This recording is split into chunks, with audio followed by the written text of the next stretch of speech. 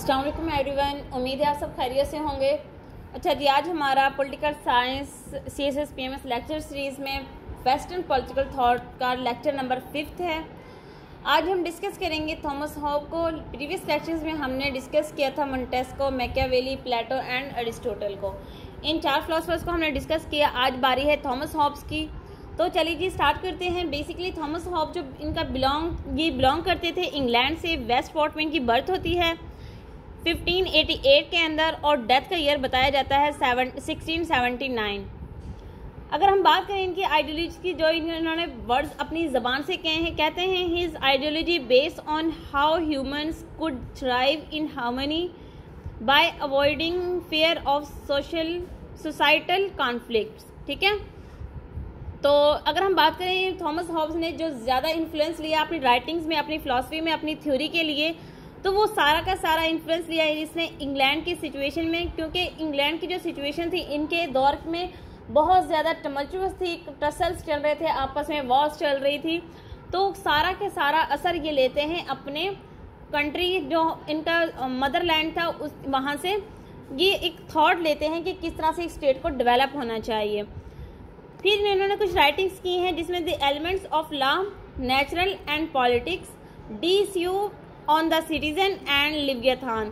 इनका जो major work था, जो इनकी फेम, इनकी शोहरत की वजह बनी, वो बेसिकली इनकी बुक है जिनका नाम है लिव्यथान।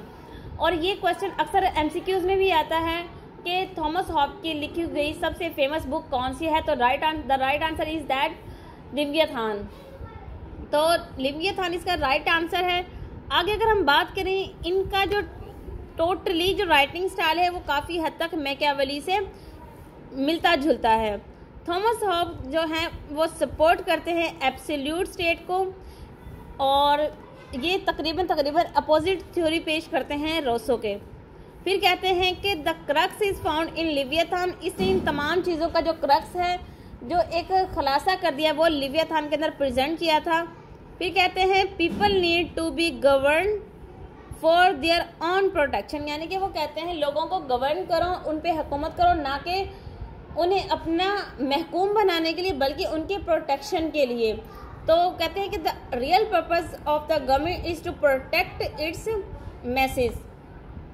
नेक्स्ट बात करते हैं ही इज अ कंट्रैक्चुअलिस्ट, यानी कि वो एक कंट्रैक्ट, क्योंकि वो सोशल कंट्रैक्ट की थ्योरी पेश करते हैं।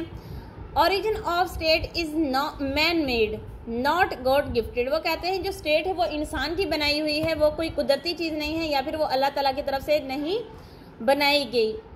अब थॉमस हॉब की थ्योरी क्या है, वो थ्योरी पेश करते हैं सोशल कंट्रैक्ट थ्योरी, जिसमें वो सबसे पहले बात करते हैं ह्यूमन नेचर की।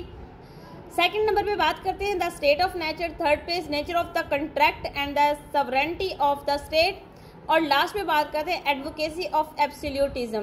तो ये 5 किस्म की चीज़ें वो इन पर बहस करते हैं और इनकी थ्योरी को ओवरऑल बोला जाता है सोशल कंट्रैक्ट थ्योरी। तो अब ये इस थ्योरी में क्या कहते हैं, चलें जी डिस्कस करते हैं। सबसे पहले थॉमस हॉब बात करते हैं ह्यूमन नेचर की। कहते हैं कि only difference between animals and humans is the only faculty of speech and reason.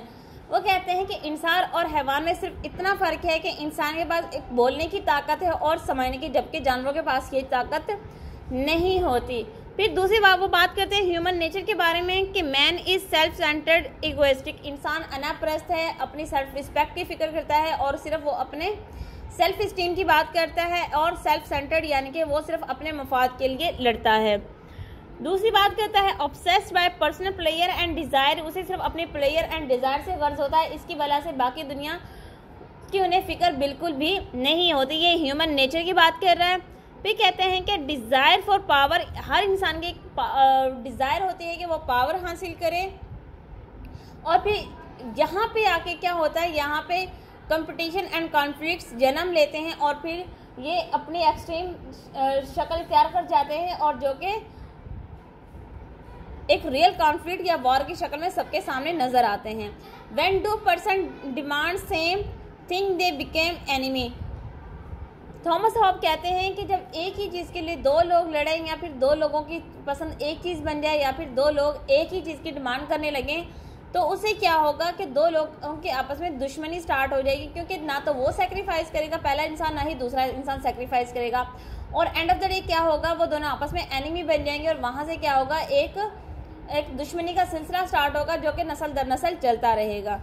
फिर नेक्स्ट अगर बात करें हम द स्टेट ऑफ नेचर की, तो थॉमस होब कहते हैं solitary, poor, brutish and short, ये थॉमस होब कहते हैं। फिर कहते हैं कि a war of every man against every man, वही बात आगे, जब डिमांड सेम होंगी तो वार्स खड़े होंगे, कॉन्फ्लिक्ट्स आएंगे, टसल्स होंगे। और फिर वो बात करता है कांस्टेंट फेयर ऑफ डेथ, ये भी बात ऑब्वियस है, डेथ एक ऐसा सच है जिसको डिनाई नहीं कर सकते। तो कहते हैं इंसान ह्यूमन जो स्टेट ऑफ नेचर है उसके अंदर हमेशा ही खौफ होता है डेथ का कि कब इंसान की डेथ आ जाए और उसको इस दुनिया से ले जाए। फिर वो कहता है कि might wise only right, Thomas होब के अकॉर्डिंगली जो ताकतवर है सिर्फ उसी का राज है, उसी का सब कुछ है, यानी कि जिसकी लाठी उसी की भैंस। नेक्स्ट बात करते हैं no distinction between right and wrong and good और बैड। वो कहते हैं कि राइट और wrong, good bad, easy tough, इन तमाम चीज़ों की कोई अहमियत नहीं है, ये सब चीज़ें इंसान की बनाई हुई हैं। थर्ड नंबर पे बात करते हैं nature of contrast, without common authority life was miserable and brutish, यानी कि कहते हैं कि जब इंसान की लाइफ में कोई पावर ना हो, कोई अथॉरिटी ना हो, तो उससे लाइफ क्या होगी, तकलीफ, मसाइब और मुश्किलों का शिकार हो जाएगी। इसके अलावा थॉमस हॉब कहते हैं मोटिव क्या है इंसानी नेचर का, स्टेट ऑफ नेचर का, they desire of peace and security.